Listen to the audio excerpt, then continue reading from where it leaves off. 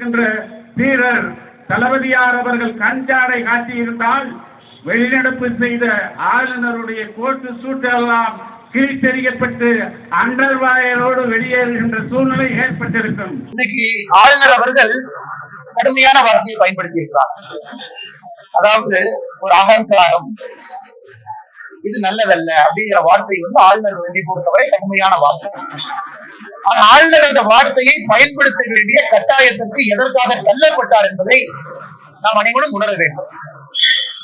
ஒரு முன்னாள் அமைச்சர் என்ன சொல்றாருன்னா, முதலமைச்சர் மட்டும் கண்ணை காட்டியிருந்தா ஆளுநருடைய சட்டையும் பேண்டையும் கழட்டி ட்ரௌசரோடு நடக்க விட்டிருக்கோம். அது திமுகவுடைய ஒரு முன்னாள் அமைச்சர் உதிர்த்திருக்கக்கூடிய பலமுறை. ஆளுநருக்கு எதிராக ஆபாசமான கோஷங்கள், சென்னை முழுவதும் ஆளுநருக்கு எதிராக சுவரொட்டிகள், இதெல்லாம் திமுக ஆளுங்கட்சி சொல்றாங்க. இதற்கு முதலமைச்சர் நடவடிக்கை எடுக்கவில்லை என்றால் முதலமைச்சர் ஊக்குவிக்கிறார். நாயப்படி அந்த முன்னாள் அமைச்சர் இது போன்ற ஒரு வார்த்தையை பயன்படுத்தியதற்காக கட்சியிலிருந்து குறைந்தபட்சம் அடிப்படை உறுப்பினரிலிருந்து நீக்கி இருக்க வேண்டும். முதலமைச்சர் ஊக்குவிக்கிறார் தான் அர்த்தம். அதைத்தான் ஆளுநர் அவர்கள் குழந்தைத்தனம் என்று சொல்லுகிறார். தமிழகத்துல 1949 ஆரம்பிக்கப்பட்ட திமுக அவங்க சொல்றாங்க. ஆனா அவர்களுடைய நடவடிக்கை என்பது ஒரு குழந்தைத்தனமாகத்தான் இருக்கு. ஆனால் ஆளுநர் அவர்கள் சொல்லி இருப்பது சரியே, அதுல எந்த தவறும் இல்லை. ஆளுநர் இது போன்ற கடுமையான வார்த்தையை பயன்படுத்துவதற்கு திமுகவே அந்த களத்தை கொடுத்துட்டாங்க. அதனால்தான் ஆளுநரை பொறுத்தவரை சரியாகத்தான் பேசியிருக்கிறாங்க. இனியாவது திராவிட முன்னேற்ற கழகம் தன்னுடைய போக்கை மாற்றிக்கொள்ள வேண்டும். விடுங்கண்ணா, ஆளுநரை குற்றம் சொல்றீங்களா, குற்றம் சொல்லுங்க, தவறு கிடையாது. ஆனால் நீங்கள் பயன்படுத்தி இருக்கக்கூடிய வார்த்தைகள் இந்த முறை எல்லையெல்லாம் தாண்டி ஆபாசத்தை நோக்கி, அருவருப்பை நோக்கி சென்று இன்னைக்கு ஆளுநர் அவர்கள் கடுமையான வார்த்தையை பயன்படுத்தி இருக்கிறார்.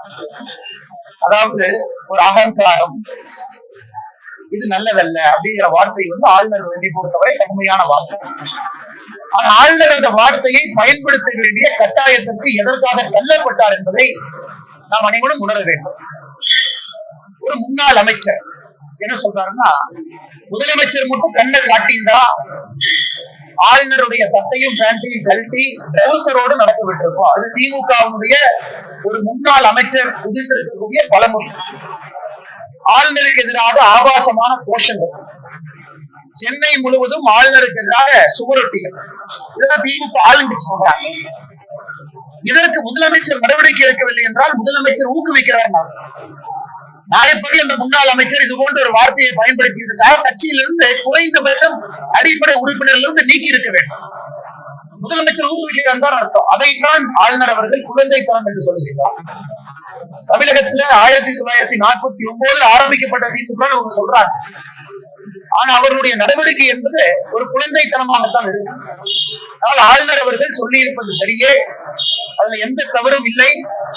ஆளுநர் இது போன்ற கடுமையான வார்த்தையை பயன்படுத்துவதற்கு திமுகவே அந்த களத்தை கொடுத்துட்டாங்க. அதனால்தான் ஆளுநரை பொறுத்தவரை சரியாகத்தான் பேசியிருக்கிறாங்க. இனியாவது திராவிட முன்னேற்ற கழகம் தன்னுடைய போக்கை மாற்றிக்கொள்ள வேண்டும். விடுங்கண்ணா, ஆளுநரை குற்றம் சொல்றீங்களா, குற்றம் சொல்லுங்க, தவறு கிடையாது.